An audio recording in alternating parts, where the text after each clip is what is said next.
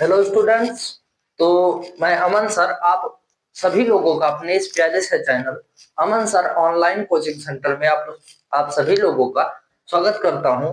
तो आज हम बड़े दिन बाद क्लास लिए हैं, तो आज आप लोग क्लास को मिस मत करिए। और जो लोग चैनल पर नए हैं या जो लोग पहली बार चैनल पर विजिट कर रहे हैं, बच्चे हैं, पढ़ने वाले हैं, वो जरूर चैनल को सब्सक्राइब कर लें, ताकि वीडियो जब भी पब्लिक हो तो उनके पास सबसे पहले नोटिफिकेशन आए। तो इसलिए ये मौका नहीं छोड़े, आप तुरंत चैनल को सब्सक्राइब कर लें। तो आज की प्यारी सी क्लास में बहुत ही शानदार और बहुत ही धमाकेदार क्लास होने वाली है, जिसमें हम 5 नंबर आज के पक्के करने वाले हैं। तो आज की प्यारी सी क्लास के लिए आप लोग रेडी हो जाइए, और जहां तक हो सके, जहां तक आप वीडियो को जरूर शेयर करिए।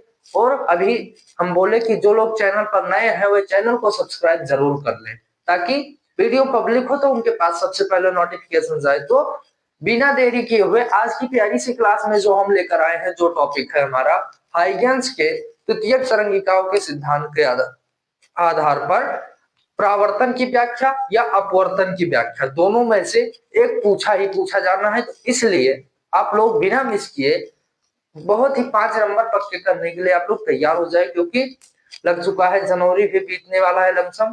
ठीक है, तो जनवरी जब बीतने वाला है, अब आप लोगों का रोल नंबर भी निकलने वाला है। तो 5 नंबर ये जो है ये बिल्कुल फिक्स है, रखा हुआ है। तो या तो परावर्तन की व्याख्या पूछा जाएगा या अपवर्तन की व्याख्या, दोनों में से एक पूछा जाएगा। तो बिना देरी किए हुए आप जरूर इस वीडियो को पूरा एंड तक जरूर बने रहिए, ताकि वीडियो में जो कुछ भी बताया जाए, जो कुछ भी पढ़ाया जाए, आपको बहुत ही अच्छे तरीके से समझ में आए, ताकि आपको दिक्कत ना हो। तो देखो, यहाँ पर हम सबसे पहला चीज क्या समझे कि द्वितीयक तरंगिका आखिर है क्या। हाइगेंस की द्वितीयक तरंगिका के सिद्धांत के आधार पर हमको व्याख्या करना है। बट अभी हम समझे कि द्वितीयक तरंगिका आखिर होता क्या, कि द्वितीयक तरंगिका आखिर क्या होती है। तो देखो, द्वितीयक तरंगिका का मतलब हम यहाँ पर थोड़ा सा समझा दें आपको, कि देखो जैसे द्वितीयक तरंगिका,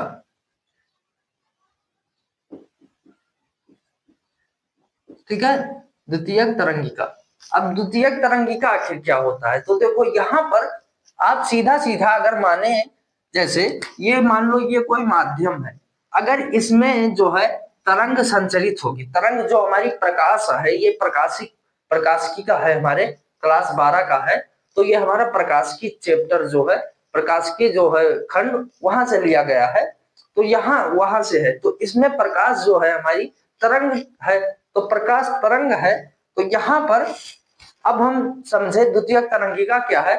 तो इसकी परिभाषा ये होती है कि जब किसी माध्यम में तरंगे संचलित होती है, यानी प्रकाश मान लो चल रहा है, या तरंग कोई है जो चल रही है, तो जब किसी माध्यम में तरंगे संचरित होती हैं, तब क्या होता है, माध्यम के कण जो होते हैं वह कंपन करने लगते हैं। जैसे भाई, अगर कोई चीज किसी माध्यम में अगर जाएगा तो उसमें कुछ ना कुछ हलचल तो होगी। तो वही है कि माध्यम के कण कंपन करने लगते हैं। और माध्यम का मान लो ये एक ऐसा पृष्ठ है जिस पर जो सभी कंपन करते हुए कण यहाँ पर आ गए, वह समान कला में आ गए मान लो, तो ये हमारा कहलाएगा तरंगार्ग। क्या कहलाएगा? तरंगार्ग। ये हमारा तरंगार्ग कहलाएगा, मतलब सभी कण समान कला में हो तो तरंगार्ग कहलाएगा। और तरंगार्ग पर स्थित माध्यम के प्रत्येक कण एक नए तरंग स्रोत का निर्माण करते हैं, जिससे जो मतलब ये जितने समान कला वाले थे, ये मिलकर एक नए तरंग स्रोत का निर्माण करेंगे, और इनसे जो प्रकाश किरण उत्सर्जित होगी उसे हम द्वितीयक तरंगिका कहेंगे, या हाइगेंस की द्वितीयक तरंगिका कहेंगे। तो ये हमारा, ये हमको नहीं पढ़ना है, हमको केवल परावर्तन की व्याख्या करना है। ठीक है, तो देखो यहाँ सबसे पहला काम हम क्या करें, देखो यहाँ पर ये हम चित्र बनवाए हैं। जैसे चित्र आपको वहां पर परावर्तन का हमने बनवाया था, यहाँ पर ये देखो ऐसे किरण आ रही थी तो ऐसे जा रही थी, और इसके बीच में ऐसे विलंब डाल दिए थे, तो वैसे ही चित्र बना था। सेम वही चीज है कि जिस माध्यम में परावर्तन का क्या नियम है, कि जिस माध्यम में किरण आएगी उसी माध्यम में उतने ही वेग से सब चीज उतने से लौट जाएगी। यानी किसी प्रावर्तक पृष्ठ पर पड़ती है, या हाँ प्रावर्तक पृष्ठ पर पड़ती है, ठीक है। तो यहां पर आप क्या करें, मान लो ये जो है ये दो समतल तरंगार्घ है, यानी ए बी, ये यहाँ पर ये इसको मान लो, ये इसको मान लो बी, ए बी एक समतल तरंगार्घ है जो किसी माध्यम पर, रुक जाओ पहले तो थोड़ा सा हम चित्र में आपको वो करवा दे, तब हम बताएं भाषा आपको, ठीक है। तो यहां पर देखो, यहां पर एक लंब डाल दो, ऐसे लंब डाल दो, यहां पर भी एक लंब डाल दो ऐसे। तो अब क्या करो, यहां से एक ये भी एक लंब डाल दो, क्योंकि इसको बराबर करने के लिए, ये ज्यादा लग रहा है ना, तो इसको बराबर करने के लिए हमने यहाँ पर भी एक लंब डाल दिया। सेम उसी तरह से आप यहाँ पर भी एक लंब डाल दो, थोड़ा सा चित्र का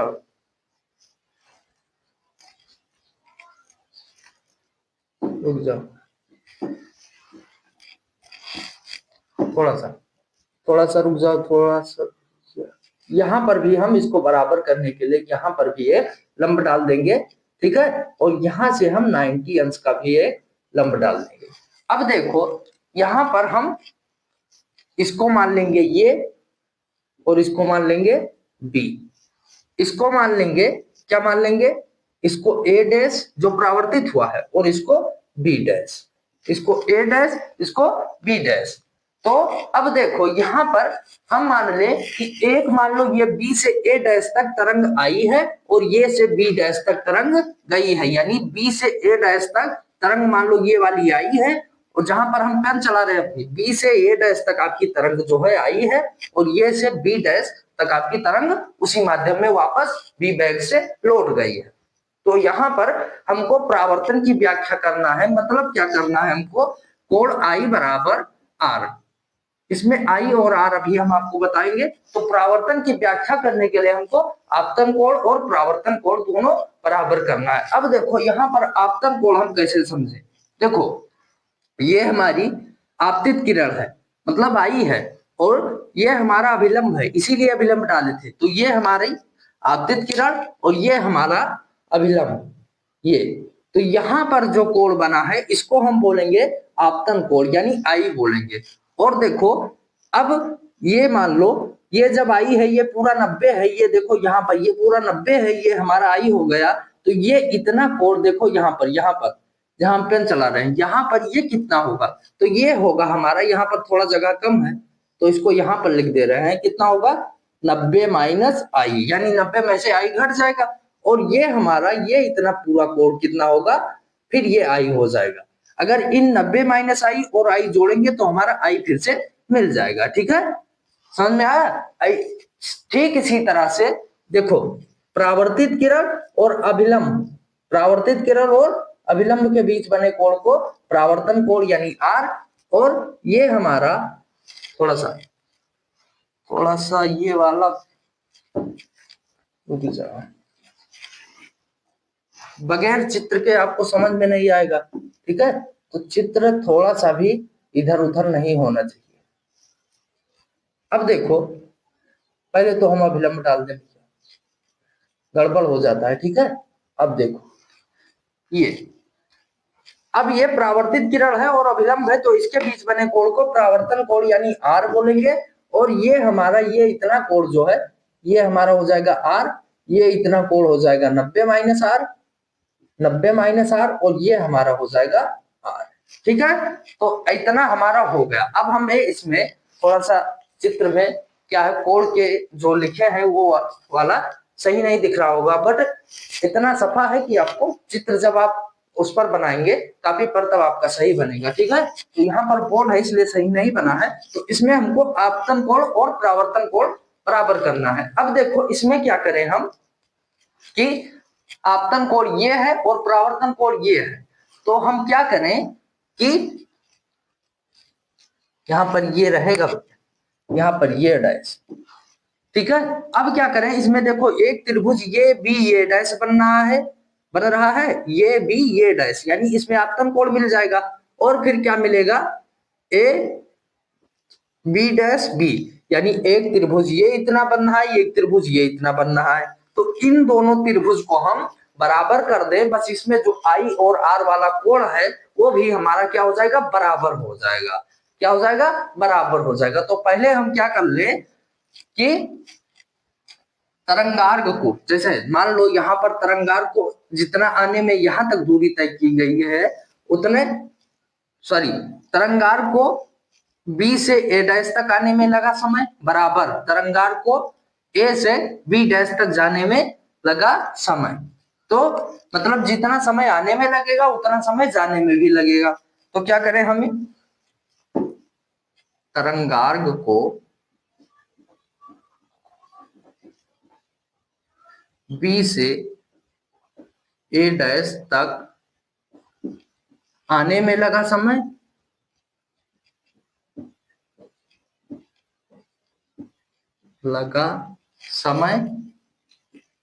बराबर तरंगार्घ को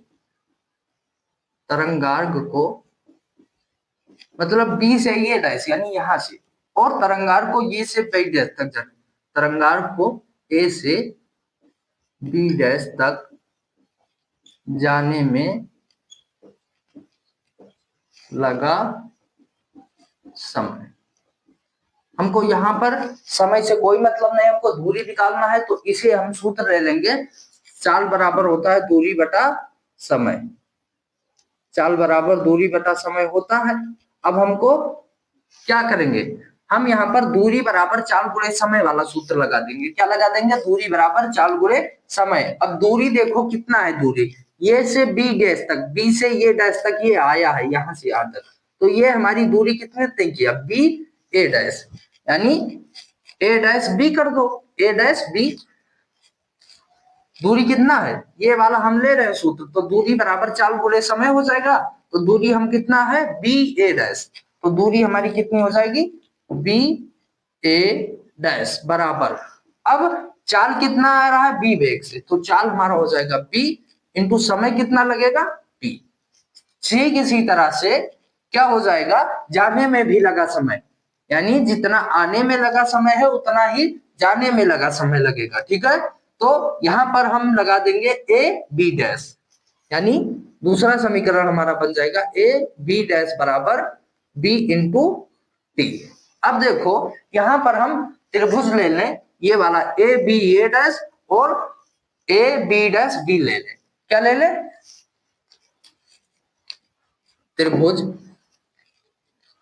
त्रिभुज ए बी ए डैश एवं त्रिभुज ये बी ए डैश, यानी ये वाला त्रिभुज लिए हैं, और ये बी डैश बी, त्रिभुज ये बी डैश बी में। अब देखो यहां पर क्या करें कि देखो यहां पर सबसे पहला चीज हम ये समझे कि देखो ये वाला जितना कोण है कहां गया, ये बी डैश ए डैश, यानी ये वाला कोण और ये वाला कोण हमारा 90 अंश है, समकोण त्रिभुज है तो हमारा 90 अंश बनेगा। ठीक है, क्या बनेगा, 90 अंश बनेगा। देखो यहां पर क्या होगा, 90 माइनस आई यहां पर है, ठीक है, 90 माइनस आई है। देखो यहां पर क्या होगा आपके लिए, देखो ये जितना कोण है लंब तो हम डाले हैं, तो ये कोण और ये कोण, ये यहाँ पर जहां पर चला रहे हैं, ये कोण और ये कोण कितना हो जाएगा हमारा, 90 हो जाएगा, क्योंकि हमने क्या डाला है, लंब डाला है बराबर करने के लिए। ये भी समतल तरंगार्घ है जो तिरछा बी वेग से आपतित होता है परावर्तक पृष्ठ पर, और बिना विचलित किए अपने मार्ग में सीधा वापस लौट जाता है जिस मार्ग में आया था। तो क्या हम करेंगे कि ये बी ए डैश कोण, ये बी ये डैश, यानी ये और बी लिए हैं और ये डैश लिए हैं, यानी ये जो हमारा बीच में होता है, यहाँ पर ये कोण हमारा बीच में है तो इसी की बात हो रही है, ये बी ये डैश बराबर। अब देखो कोण हमारा हो जाएगा ए डैश बी के, कोण ए डैश यानी ये डैश बी डैश ये और बी, यानी त्रिभुज हमने दो लिया था, ये और बी और ये डैश, और यानी ये त्रिभुज लिया था, ये इतना जो त्रिभुज बना था यहां तक, और ये दूसरा त्रिभुज ये वाला ले लिए हैं, तो इसमें हमारा ये कोण और ये कोण दोनों बराबर होगा। हम क्यों बराबर कर रहे हैं? क्योंकि हमें कोण बराबर करना है। आई बराबर आर हमको लाना है, और आई बराबर आर हमें कब मिलेगा? जब हम इन दो त्रिभुज को समरूप दिखा दें। बस तीन चीज कंडीशन होती है समरूप दिखाने के लिए, बस हम समरूप दिखा दें, बस हमारा जब समरूप है तो अतः आई बराबर आर, यानी ये कोण बराबर होगा। ठीक है, आई बराबर आर यानी एक कोण आपतन कोण परावर्तन कोण के बराबर होगा, तो इसीलिए समरूप हम दिखा रहे हैं। तो वीडियो के एंड तक जरूर आप बने रहिए। तो देखो यहाँ पर कोण ये वाला हो गया। अब इसमें हम क्या लिख दें? प्रत्येक 90 अंश है। प्रत्येक कितना है? 90 अंश है, इसीलिए हमारा ये बराबर है। अब देखो ये भुजा, कोण तो हम बराबर कर लेंगे। ये भुजा देखो बी ए डैश, यानी ये भुजा और ये भुजा दोनों हमारी बराबर है। क्या बराबर है? भुजा बी ए डैश बराबर भुजा ए बी डैश। ठीक है, अब देखो इसमें दोनों में आपको ये कॉमन मिल रहा है, ये डैश ये डैश दोनों में कॉमन है। तो दो कंडीशन हमको मिल चुका, अब तीसरा कंडीशन हम ढूंढ रहे हैं। तो तीसरा कंडीशन हमारा क्या हो जाएगा? ये डैश उभय निष्ठ है। क्या है? मतलब कॉमन है, उभय निष्ठ है। दोनों में क्या है? कॉमन है। ये डैश दोनों में उभय निष्ठ है। अब देखो तीन कंडीशन हमको, पहला कंडीशन ये, दूसरा ये, तीसरा ये मिल चुका। अब हम जो त्रिभुज है इसको समरूप दिखा देंगे, बस हमारा जो आपतन कोण होगा वो परावर्तन कोण के बराबर हो जाएगा। तो हम क्या दिखा दें? जो त्रिभुज लिए थे, त्रिभुज ये बी ए डैश समरूप होगा त्रिभुज ए बी डैश बी के। ये लो, ये हमने समरूप दिखा दिया। अब जब समरूप हो गया त्रिभुज ए बी ए डैश त्रिभुज ए बी डैश बी के, तब हम क्या कर देंगे? कोण आई बराबर कर देंगे कोण आर, यानी आई बराबर आर। यही हमारा परावर्तन का नियम है, जो हमने प्रूफ कर दिया बहुत ही आसानी तरीके से। फिर से आप एक बार समझ ले, फिर से आपको हम एक बार समझा दे रहे हैं। देखो तरंगार को जितना समय बी से ए डैश तक आने में लगेगा उतना ही जाने में भी लगेगा। तो यहाँ पर हमको समय से नहीं मतलब है, हम समय बराबर क्या ले लेंगे? चाल, दूरी बराबर चाल गुणे समय। तो दूरी हमारी कितनी होगी? देखो दूरी हमारी बी ए डैश है, तो बी ए डैश हो गई, और चाल हमारा कितना है? बी होगा, और समय हमारा टी हो जाएगा। तो बी ए डैश बराबर बी इंटू टी। सेम इसी तरह से आपको अपवर्तन की भी व्याख्या, तो उसकी हम वीडियो आपको लेकर आएंगे, देंगे। ठीक है, तो बी ए डैश बराबर बी इंटू टी, और फिर क्या हो जाएगा हमारा? जब जाने में वाला लेंगे तो ये बी डैश हो जाएगा बराबर बी इंटू टी। अब हम त्रिभुज ले लेंगे, ये वाला त्रिभुज ले लेंगे और इतना वाला त्रिभुज ले लेंगे। बस हम इसमें क्या कर देंगे? ये वाला कोण और ये वाला कोण, यानी ये बी ए डैश और कोण ये डैश बी, यानी दोनों कोण को बराबर कर देंगे। और ये हमारी भुजा पहले से ही बराबर है, और इसमें देखो ये डैश और ये दोनों उभयनिष्ठ है। बस हमारा क्या हो जाएगा? समरूप हो जाएगा। और जब समरूप होगा तो हम कोण बराबर कर सकते हैं। बहुत आसानी से हमने प्रूफ कर दिया कि आई बराबर आर होगा, यानी आपतन कोण परावर्तन कोण के बराबर होगा। तो बहुत ही प्यारी क्लास हुई है, और जो लोग वीडियो के एंड तक बने हैं वो वीडियो को एक लाइक जरूर कर दे, और चैनल पर नए हैं तो चैनल को सब्सक्राइब जरूर कर ले। आज की प्यारी सी क्लास में हम इतना ही करते हैं, मिलते हैं अगले दिन किसी नए वीडियो के साथ। तब के लिए आप लोग हमारे चैनल पर जरूर बने रहिए। ठीक है।